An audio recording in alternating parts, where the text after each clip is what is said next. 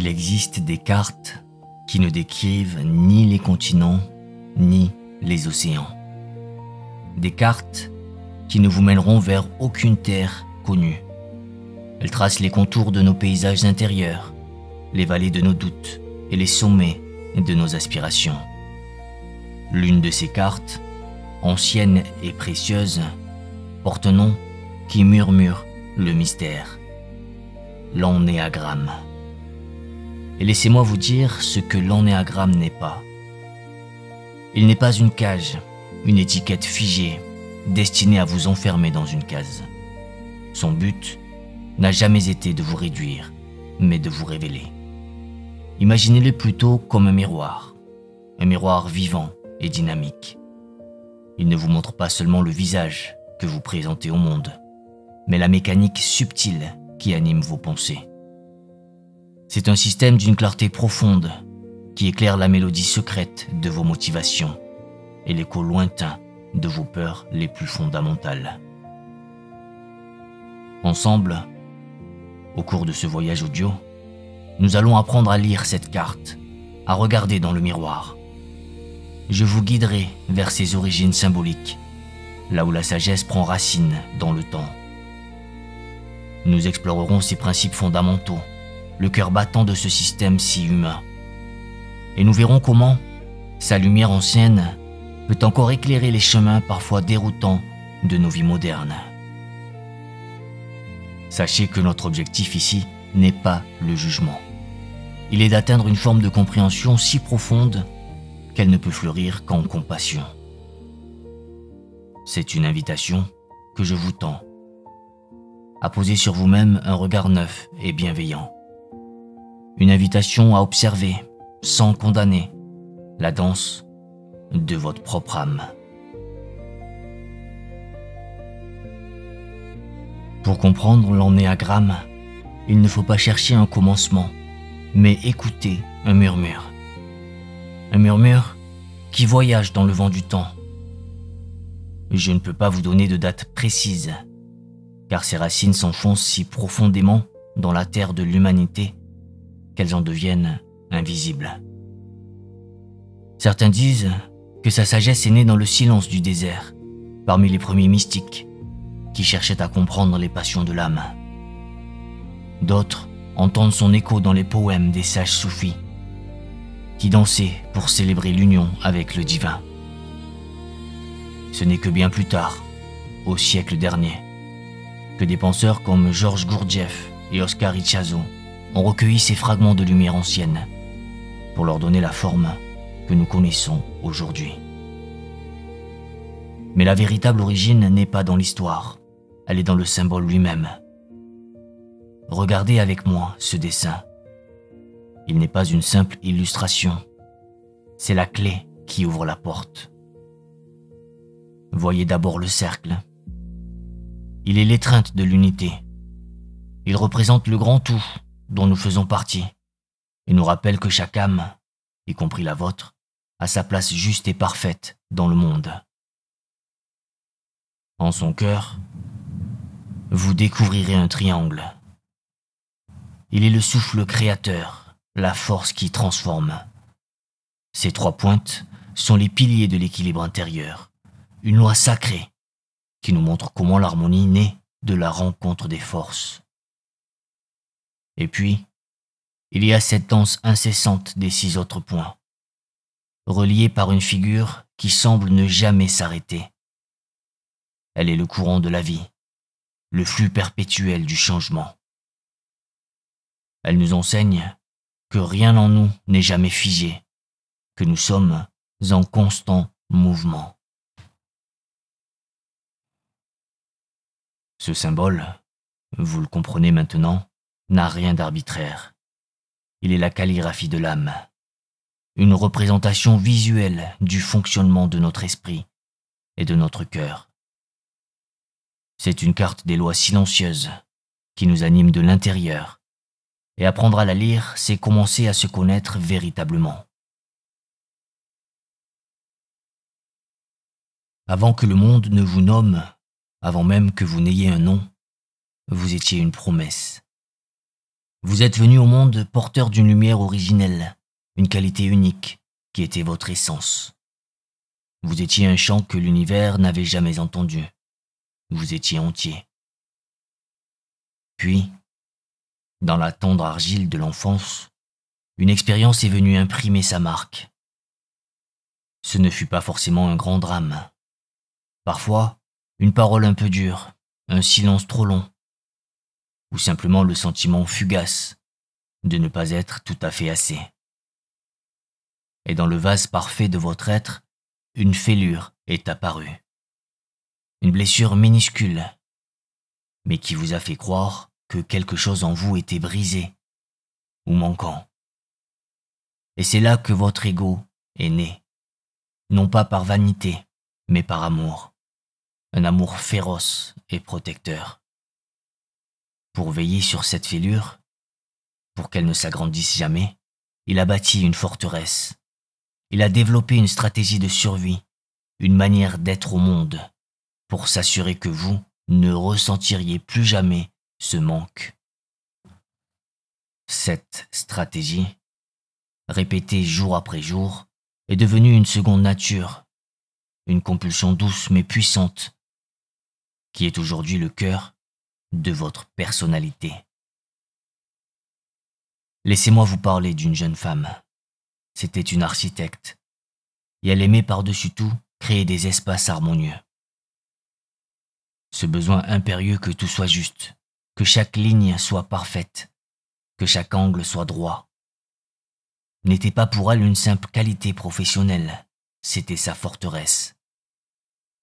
Car cette quête de la perfection extérieure était sa réponse à une peur ancienne, enfouie si profondément qu'elle-même l'avait oubliée. La peur d'être mauvaise, la terreur d'être fondamentalement défectueuse.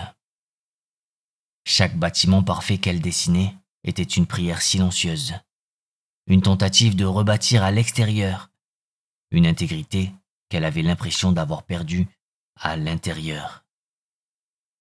Et c'est là, dans ce mouvement secret du cœur, que réside toute la sagesse de l'ennéagramme. Il ne vous définit jamais par ce que vous faites, mais par le pourquoi silencieux qui anime chacun de vos gestes. Il révèle que votre personnalité n'est pas ce que vous êtes, mais ce que vous avez construit pour vous protéger. Chacun des 9 chemins qu'il décrit est en vérité une quête sacrée, pour retrouver une plénitude que nous n'avons, en réalité, jamais vraiment perdue. Chacun de nous possède en lui 3 palais. Le palais du cœur, le palais de la tête et le palais du corps. Nous visitons les 3, mais l'un d'eux est notre demeure. C'est là que nous retirons lorsque le monde devient trop bruyant. C'est de là que nous percevons la vie en premier lieu. Et dans chacun de ces palais résonne une question silencieuse, une émotion fondamentale qui colore toute notre existence. L'ennéagramme nous apprend à reconnaître ces 3 grandes familles d'âmes. D'abord, il y a ceux qui habitent le palais du cœur. Pour eux, l'existence est une grande salle des miroirs. La question qui y résonne, jour et nuit, est: ai-je de la valeur? Suis-je digne d'être aimé? Ils cherchent la réponse non pas en eux, mais dans le regard des autres. Leur préoccupation la plus profonde est leur image, la manière dont ils sont perçus. Ils cherchent à être vus, reconnus et valorisés pour ce qu'ils sont ou pour ce qu'ils accomplissent. Laissez-moi vous parler d'un homme qui dirige une grande équipe. Son énergie semble inépuisable, sa confiance, un phare pour les autres. Mais si vous pouviez écouter le silence derrière ces mots, vous entendriez que chaque succès est une tentative de répondre à cette question du cœur. Son dynamisme est le rempart qu'il a bâti contre une anxiété secrète, la peur de l'échec, qui serait pour lui la preuve qu'il n'est plus admirable et donc plus aimable. Puis, il y a ceux dont la demeure est le palais de la tête. Ce palais est une tour de guet, d'où ils observent le monde pour l'anticiper. La question qui vibre entre ces murs est: suis-je en sécurité? Comment puis-je naviguer dans ce monde imprévisible? Face à un univers qu'ils perçoivent comme menaçant, leur esprit devient leur bouclier. Ils utilisent la pensée, l'analyse, la planification, ou même l'évasion dans des futurs possibles pour gérer leur anxiété. Imaginez maintenant une femme, une voyageuse. Son agenda est une mosaïque d'expériences futures, de promesses d'horizons nouveaux. Cette quête perpétuelle n'est pas qu'un amour de la découverte, c'est une stratégie brillante, tissée par son esprit pour une seule raison: ne jamais s'arrêter. Car s'arrêter, ce serait risquer de rencontrer le silence, l'angoisse du vide, la possibilité de la souffrance. Chaque billet d'avion est une fuite en avant, loin de la peur qui l'attend à l'intérieur. Enfin, il y a ceux qui vivent dans le palais du corps. Leur palais n'a pas de mur. Il est la terre elle-même. Ils ressentent le monde avec leur instinct. La question qui gronde en eux est: quelle est ma place? Mon espace est-il respecté? Leur énergie fondamentale est liée au contrôle de leur environnement et à la protection de leurs frontières. Ils réagissent au monde de manière viscérale. Pensez enfin à cet homme que tout le monde admire pour son calme. Dans sa famille, il est le rocher, le médiateur qui apaise toutes les tempêtes. Cette tranquillité n'est pas une absence d'émotion, mais un effort immense. Il déploie une énergie considérable pour que l'harmonie règne. Car au plus profond de lui, il craint que le conflit ne le fragmente, ne le fasse disparaître. Sa paix apparente est la gardienne d'une colère qu'il n'ose pas exprimer, une colère née de la peur de la séparation.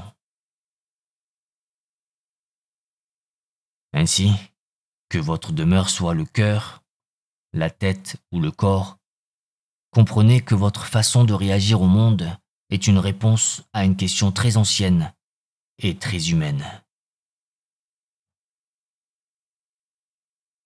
Votre personnalité n'est pas une couleur unique et unie. Elle est une aquarelle, où les teintes se fondent et se superposent en une nuance qui n'appartient qu'à vous. C'est pourquoi, sur la grande carte de l'ennéagramme, personne ne se tient immobile sur un seul point. Votre nature profonde est toujours touchée par le souffle des chemins voisins. L'une de ces deux influences, plus que l'autre, vient déposer sa couleur sur votre toile. C'est ce que nous appelons une aile. C'est cette aile qui explique pourquoi deux âmes partageant la même quête fondamentale peuvent l'exprimer de manière si différente. Elle est la nuance qui rend le portrait vivant. Elle est le secret de la subtilité. La preuve que ce système n'a pas été conçu pour cataloguer les êtres, mais pour célébrer leur infinie complexité. Pour que vous compreniez bien, laissez-moi vous dessiner un portrait. Prenons l'âme du quatrième chemin, celle dont la quête est l'authenticité. Elle cherche à trouver et à exprimer ce qui la rend unique, singulière, irremplaçable dans le grand orchestre du monde. Imaginez maintenant que cette âme soit touchée par l'aile du troisième chemin. Celui qui cherche la valeur dans la réussite et le regard des autres. Cette âme ne se contentera plus de ressentir son originalité en secret. Elle voudra la polir, la présenter, la faire briller sur la scène du monde. C'est l'artiste qui est aussi son propre agent, celui qui sait parfaitement comment transformer sa profondeur en une carrière admirable et visible de tous. Mais si cette même âme du quatrième chemin est touchée par l'aile du cinquième, l'observateur qui se retire du monde pour le comprendre, la musique change complètement. L'authenticité ne sera plus une performance, mais une exploration intérieure, silencieuse et intellectuelle. C'est le poète reclus, celui qui ne cherche pas les applaudissements, mais la vérité cachée dans le labyrinthe de ses propres sentiments. Il observe sa propre mélancolie comme un astronome observe une étoile lointaine, avec une distance curieuse et passionnée. Votre elle n'est donc pas une seconde personnalité qui cohabite avec la première. Elle est la saveur qui vient rehausser le plat.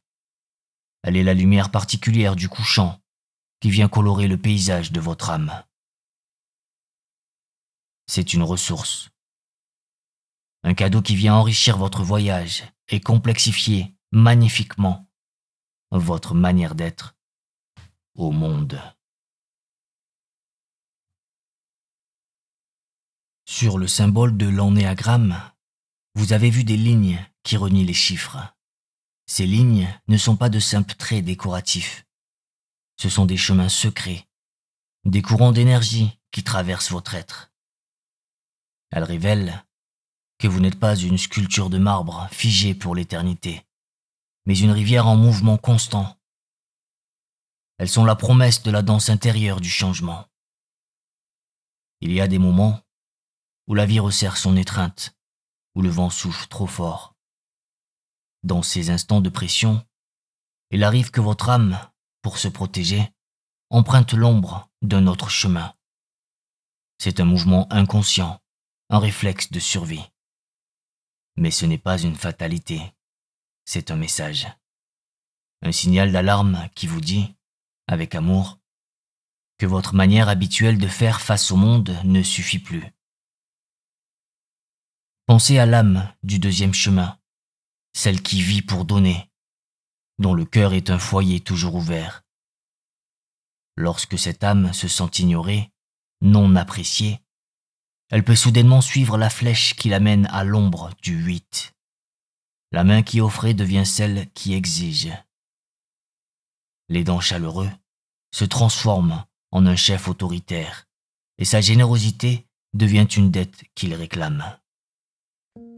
Mais il existe un autre chemin, un sentier que l'on n'emprunte pas par accident, mais par choix. C'est le chemin de la croissance, le sentier de l'aube. En prenant conscience de vous-même, vous pouvez choisir d'intégrer la plus haute sagesse de notre point. Il s'agit d'inviter en vous la lumière d'une autre demeure, pour que la vôtre devienne plus vaste et plus équilibrée. Reprenons notre âme du deuxième chemin. Pour grandir, la flèche l'invite vers la lumière du 4. Elle apprend alors à tourner vers l'intérieur ce regard si attentif qu'elle portait aux autres. Elle apprend à se demander, non plus seulement, de quoi ont-ils besoin, mais de quoi ai-je besoin, moi, au plus profond de mon être. En se connectant à son authenticité, son don devient plus libre, plus juste. Elle apprend l'art sacré de prendre soin d'elle-même.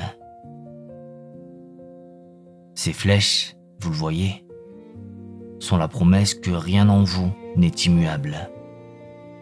Elles nous enseignent que nous ne sommes jamais prisonniers.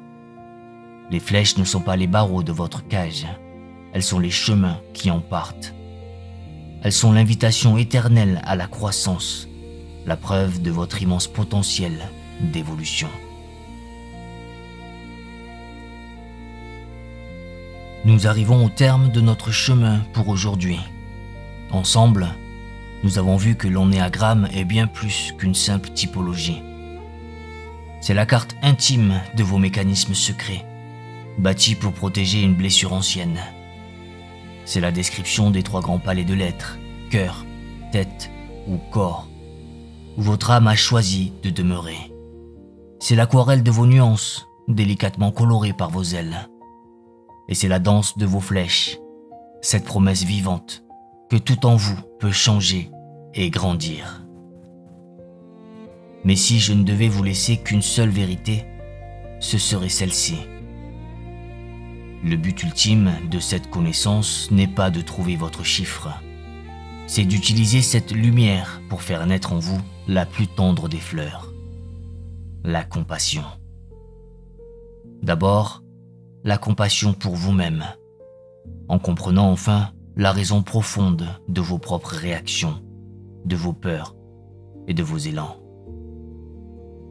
Puis, la compassion pour les autres, en réalisant que leurs agissements, qui parfois vous heurtent ou vous irritent, ne sont que le bruit de leur propre armure, la chanson maladroite de leur propre survie. L'ennéagramme, voyez-vous, ne vous dit pas qui vous êtes. Il vous raconte, avec une infinie douceur, comment vous avez cessé de l'être. Et plus précieux encore, il vous offre un chemin pour y retourner. Ce n'est pas une destination à atteindre, mais une boussole pour le grand voyage. Le voyage de toute une vie. Merci de m'avoir accompagné sur ce chemin de découverte. Que votre voyage intérieur soit éclairé.